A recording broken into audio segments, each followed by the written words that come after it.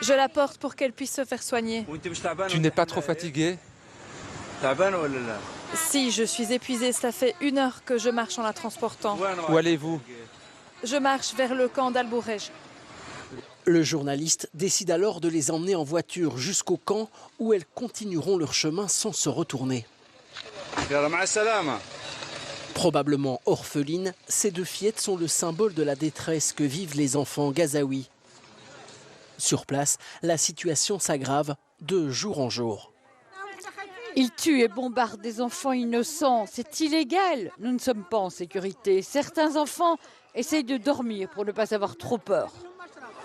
Sous le feu d'une 3e opération militaire israélienne, les habitants du nord de Gaza sont coupés du reste de l'enclave depuis 19 jours, alors qu'aucune aide alimentaire ou médicale n'y parvient. Nous avons besoin d'y accéder. D'accéder et d'aider ces gens car ils ont besoin de tout. C'est notre responsabilité en tant qu'être humain et en tant qu'humanitaire. D'après l'UNICEF, plus de 14 000 enfants sont morts à Gaza depuis le 7 octobre 2023. 10 000 personnes sont toujours portées disparues.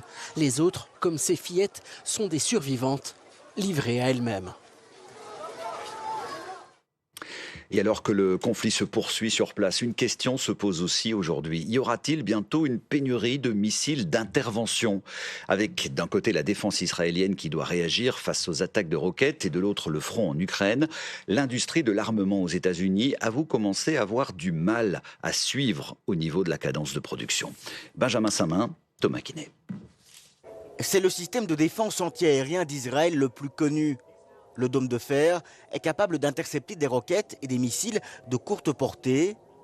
Les industriels américains qui produisent cette technologie de pointe et qui fournissent également l'Ukraine sont actuellement sous pression car les stocks diminuent et une pénurie est envisagée.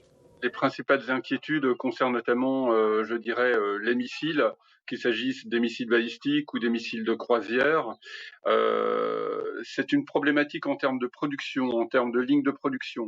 Il faudrait idéalement, selon certains industriels, notamment aux États-Unis, qui témoignent, dire qu'il faudrait relancer des usines, des chaînes de montage. Il faudrait débloquer des fonds au niveau du Congrès. Le coût des missiles d'intervention varie entre 2 à 3 millions de dollars. À titre d'exemple, l'armée israélienne a dû faire face à près de 200 frappes lors de l'attaque de l'Iran début octobre. Généralement, les interceptions ont lieu à la frontière nord avec le Liban. Face à une pénurie possible, l'État israélien cherche des solutions. On sait, ça n'est pas dit officiellement, qu'il y a de l'armement turc. On sait que l'Israël se tourne vers l'Inde aussi, qui est un fournisseur d'armement. Sans doute encore d'autres pays que nous ne connaissons pas. Voilà, alors, Israël cherche manifestement depuis quelques semaines à diversifier ses approvisionnements en armement. En Ukraine, la zone de combat s'est élargie et l'armée doit faire face à une pénurie de munitions et d'équipements. Si l'aide américaine pourrait faiblir, l'Europe a d'ores et déjà pris ses responsabilités. Il est vrai que maintenant, les Européens, je ne dis pas que se substituent aux Américains, mais fournissent quand même de plus en plus de l'armement sophistiqué à l'Ukraine. Donc l'industrie d'armement européenne est bien présente maintenant.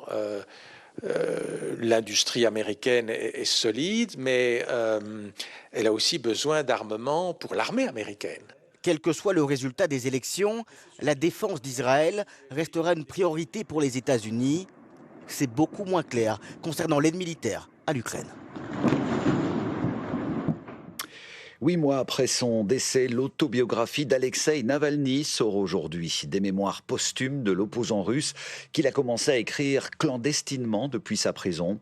Un livre qui raconte son parcours, mais aussi son engagement dans la lutte contre le régime de Vladimir Poutine et pour la liberté pour laquelle il a aussi perdu la vie.